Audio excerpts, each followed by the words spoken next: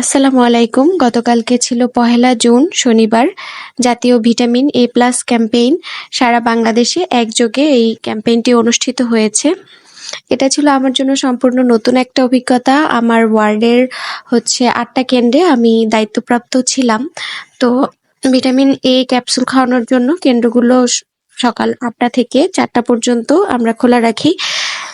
জাতীয় vitamin A plus ক্যাম্পেইনের এবারের slogan ছিল ভিটামিন এ খাওয়ান, শিশু মৃত্যুর ঝুঁকি কমান।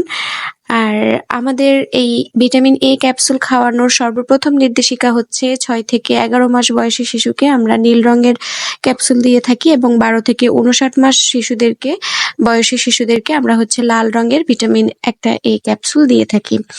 তো ভিটামিন এ যে শুধুমাত্র অপুষ্টিজনিত অন্ধত্ব থেকে শিশুদের রক্ষা করে তাই নয়, ভিটামিন এ শিশুর রোগ প্রতিরোধ ক্ষমতা বৃদ্ধি করে, তারপরে ডায়রিয়ার ব্যাপ্তিকাল ও জটিলতা কমায়, এছাড়াও শিশু মৃত্যুর ঝুঁকি তো কমাতে অবশ্যই সাহায্য করে।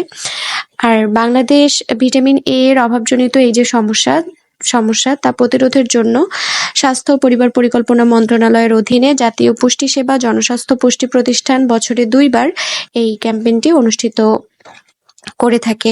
তো ভিটামিন এ ক্যাপসুল খাওয়ানোর পাশাপাশি আমরা কিন্তু বাচ্চাদেরকে ভিটামিন এ সমৃদ্ধ খাবারও দিয়ে থাকবো। যেমন মায়ের দুধে বিশেষ করে শাল দুধ, ডিম, দুধ, কলিজা, মাছ, মলা মাছ, মাংস ইত্যাদিতে প্রচুর পরিমাণে ভিটামিন এ থাকে। এছাড়াও যে গাঢ় রঙের শাকসবজি আছে, মিষ্টি আলু, গাজর, মিষ্টি কুমড়া, লাল শাক, কচু শাক, পুঁই শাক, পালং শাক, তারপরে পাকা আম, পাকা পেঁপে, পাকা কাঁঠাল, খেজুর ইত্যাদিতে প্রচুর পরিমাণে ভিটামিন এ থাকে। তো আমরা অভিভাবকরাও সচেতন হই, বাচ্চাদেরকে ঠিক মতো সুষম খাদ্য সরবরাহ করি।